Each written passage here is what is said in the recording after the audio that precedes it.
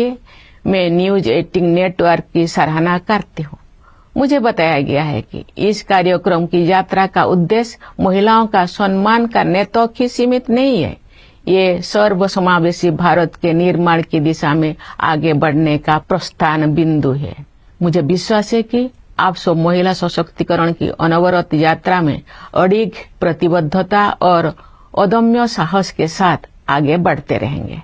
आप सब एक ऐसे राष्ट्र के निर्माण में भागीदारी करेंगे जहां प्रत्येक महिला की पुकार को सुना जाएगा, उसे रोकने वाली हर बाधा को ध्वस्त किया जाएगा और इसके सभी सपने साकार होंगे। धन्यवाद। जय हिंद, जय Bharat.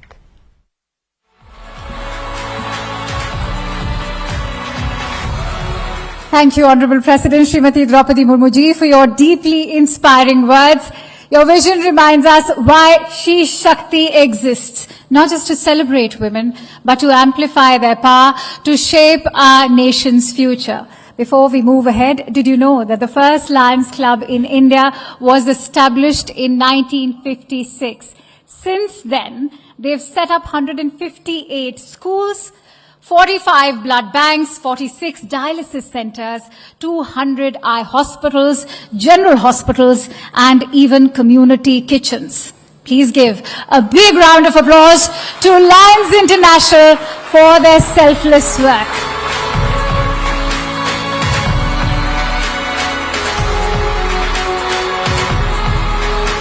Next up, we shift gears to a session that brings together power, protocol, and global perspective. In today's interconnected world, diplomacy is more than just protocols and formalities. It's about building bridges, forging trust, and redefining leadership on a global scale. As women take their place at the helm of international relations, their unique perspective brings empathy, agility, and fresh thinking to every challenge that arises. To help decode this perspective, ladies and gentlemen, please welcome Palki Sharma. And now, it is also my privilege to invite upon Lindy Cameron, British High Commissioner to India, also a trailblazer, whose work exemplifies the transformative power of women in diplomacy. Ladies and gentlemen, please welcome her with a huge round of applause.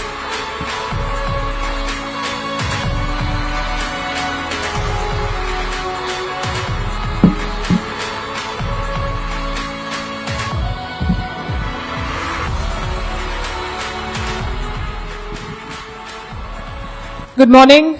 Namaskar to all of you. It's wonderful to see so many of you gathered here this morning to lend your support to a cause that is very close to our hearts, SheShakti. With me is the British High Commissioner to India, who's not only shaping the future of India-UK ties, but also representing women in a field that is traditionally dominated by men. Ladies and gentlemen, please put your hands together for Her Excellency, Lindy Cameron. Good morning. Morning, Palki. It's wonderful to be here. Welcome to SheShakti, and thank you for making time for this. You've had a long and diverse career as a diplomat, and as Akanksha said, that the world is changing, and women are bringing their unique perspective. But back when you started, the world was very different. What is it that drew you towards diplomacy, and what is it that keeps you going when you face challenges, which I'm sure you face many of? Thank you so much.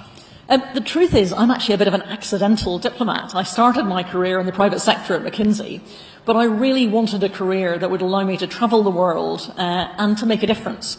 So I actually ended up moving from the private sector into government work through working in development. And the early part of my career was largely in DFID, the UK's Department for International Development, trying to make a difference to lives, including women's lives around the world.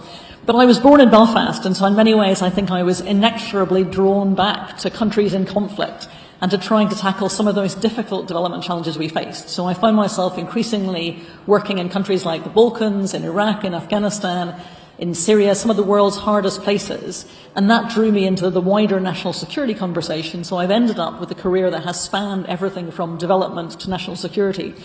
If you'd asked me 27 years ago when I joined the government how long I planned to stay, I think it would have been for about 2 years. But frankly, every time I've changed jobs, I've ended up with an even more interesting challenge to face, and this one is probably the biggest of all. And I'm sure there have been moments in your career when the odds were stacked against you. How did you navigate those, and how did you turn the moment around? And did you at any point feel that this is happening because you're a woman, or did you think that it just comes with the job?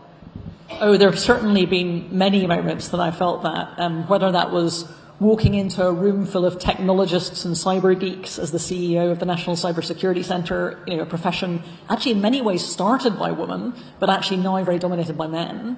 Probably the most difficult time was actually when I was the leader of the provincial reconstruction team in Lashkar in Afghanistan, in Helmand province.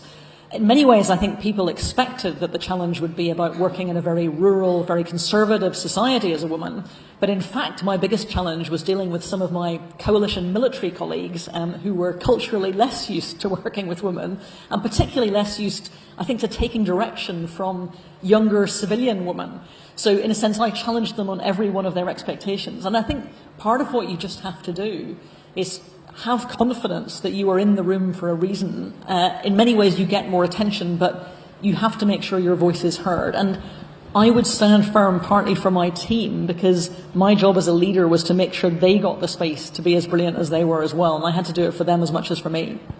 And did you always have the confidence, or did you gain it over time? Because I was a serious case of imposter syndrome, and I meet a lot of women who feel that it's taken them time to own the space. Oh, absolutely. I'm not sure I know anybody who doesn't have a version of imposter syndrome. I think if they say they don't, then I'm not sure that's true.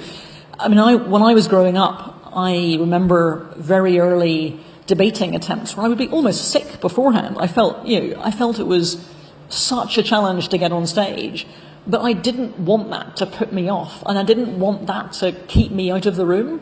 So I suppose I sort of forced myself to sort of get over some of those barriers. And actually, in many ways, I think the more you do that, the more you begin to enjoy it, and the more you realize that you have a voice that deserves to be heard. So I would say to people out there, go ahead, do the things that scare you, practice a little bit. And I think then you get the adrenaline rush that comes with being able to do things you didn't think you were able to do. Yeah, I heard someone say that you have to build it like a muscle. It happens over time. But you mentioned Afghanistan. I'm sure in less, quote-unquote, challenging situations as well. Do you think that women in general, women diplomats, face a higher bar to prove their credibility? So I was reflecting on this. I'm not sure the bar is higher, but I think you stand out more. So I was joking that not many of my male colleagues face quite the same dilemmas in what they wear every morning as I do, because they don't get quite as much attention when they decide between their blue suit and their grey suit. So I think you stand out, you're more visible. What I've always said to my younger female colleagues is that can be a superpower too. So, when you walk into the room, if you're filled with, if the room is filled with men called Mark and Bob, people will notice you. And actually, therefore, your voice may well get heard more clearly than theirs does. You may well be remembered more. Take advantage of that and use it effectively.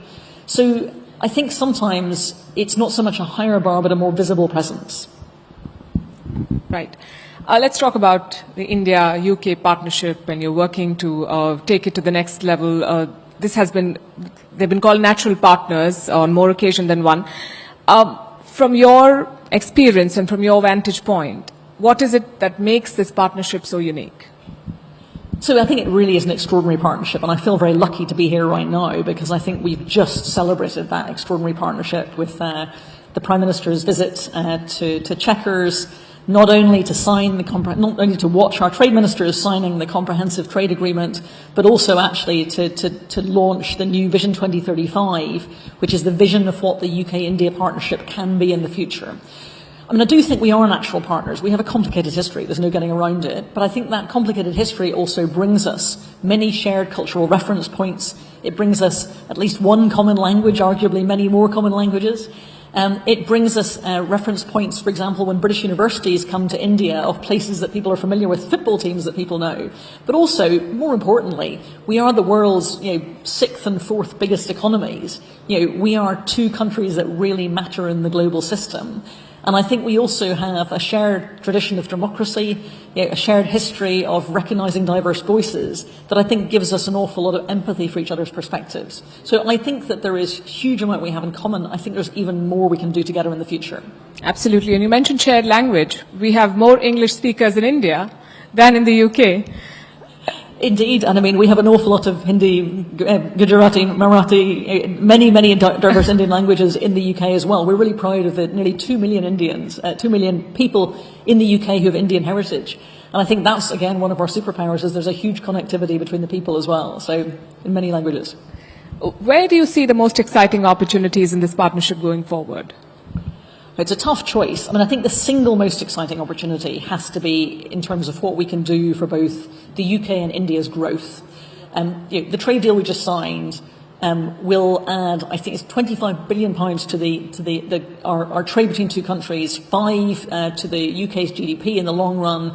It has massive potential for both economies. I was just talking to some of my business colleagues this morning. There is such excitement out there about what investors in both directions can do. This isn't just about trade. This is about Indian businesses investing in the UK, UK businesses investing in India. So I think we both see the massive potential for both of our economies. I mean, who would not want to be part of a growth story where an economy is growing at 6.5% a year? Who would not want to be part of a market that has, 1.4 billion consumers in it? And so I think so many British businesses see India as such an exciting and growing market. But actually also, businesses that come to the UK realise the UK is not their traditional old-fashioned stereotype. I was joking that one of my Indian government colleagues got out of the train at Cambridge expecting to see the Dreaming Spires and realised he was in the middle of a science park. The UK's economy has really dramatically changed in the last few years, and that focus on innovation and technology is huge. But I think, again, it's not just growth and business, it's also education in particular. I think there is such an exciting potential in terms of helping to be part of India's story of implementing the new education partnership, implementing the opportunities in Gift City. We've got 7 UK universities that already want to be part of that. I was at the opening of the University of Southampton's campus here in Haryana, in fact, in Gurugram, only a month or so ago, and there are many more that want to follow. So growth, education, but also actually in areas like defence. And I think there are real opportunities with the Made in India campaign to think about the partnerships between British businesses and Indian businesses in thinking about diversifying India's defence sector, for example. Right, lots to work on. Britain has also been vocal on issues like climate change, migration, diversity. How do these themes play into your work here in India? One of the great things about being High Commissioner to India is that almost everything plays into this job. I think, there is no issue in which India is not one of the most important voices and players in the world. And I think that is no more true anywhere than it is on climate change. India both sees the consequences in terms of adaptation challenges of climate change that is already happening, but also India's journey and the energy that India will need to grow the economy for Viksit Bharat in 2047 will be part of the story about the future of climate change as well. So the choices that India makes about its energy mix, the policies it sets, will be policies that are existentially important to the world's ability to meet those targets, but also then actually to the consequences that Indians feel in places like Uttarakhand, or Jammu and Kashmir with, some of the cloudbursts we've seen, the Sundarbans, where the water level is rising. I think there's no country that sees more clearly both the mitigation and adaptation parts of that journey. So, and again, whether that is climate change, whether that is migration, India, we issue more visas to Indians than anybody else. So, India is a massive part of the story of who comes and goes from the UK. Again, there's no issue in which India doesn't matter these days. Global power equations are changing, and that's an understatement. There are partnerships that are evolving, but there are some constants as well. How do you see India's position on the global stage and its role as a leader of the global South? So to be honest, I think India should be more ambitious than that. I think India absolutely is a voice and a leader in the global South, but India is also, perhaps more importantly, a future superpower of tomorrow. So I think that as India evolves, as India grows economically, as it becomes impossible to ignore India, and also given its geographic, geostrategic positioning, I think that that India will play an ever more important role. And that's one of the reasons we see the UK-India partnership as so important for the future, because India's voice will be ever stronger, ever more important on the world stage on every issue. I think Indian Prime Ministers of tomorrow, and indeed today, will find there are very few issues in which people don't want to know what India's perspective is and in which that doesn't influence global issues. As a diplomat, in all professions, we've seen how technology has disrupted the way we work and the way we go about our business. Diplomacy has changed too. It has moved out of closed rooms. It has moved to TikTok and Twitter and now Truth Social. How do you deal with that? Do you think that's a good change? I think it's an inevitable change. I'm fortunate because I was the CEO of the UK's National Cybersecurity Centre, which is our world-leading centre for cybersecurity, and absolutely part of the deep heart of our technology and security ecosystems in the UK. So I was very privileged to learn about technology from many of the geeks who know more about it than anybody else. I was at the first ever AI summit at Bletchley Park, the home of computing in many ways, where computing was used to break the Enigma codes in the Second World War. And I heard the voices of people who were predicting what was going to happen, actually, frankly, today. When I sort of use ChatGPT, when I look at how to use Copilot in my work, I think one of the really important things is that we use the tools we have to advance our ability as humans, as a network. But some of this is not new. One of my good friends in the Foreign Office is a man called Tom Fletcher, who's now actually the Undersecretary General for Humanitarian Affairs at the UN, and he wrote a book called The Naked Diplomat, I think probably 10 years ago now, talking about the shift in diplomacy and the need to communicate to a wider audience. So, a bigger part of my job now is talking to people like you, to audiences like this, than perhaps it might have been for my predecessors 25 or maybe 50 years ago. But I still do think a lot of diplomacy is conducted on the public stage, but actually the quiet rooms still matter.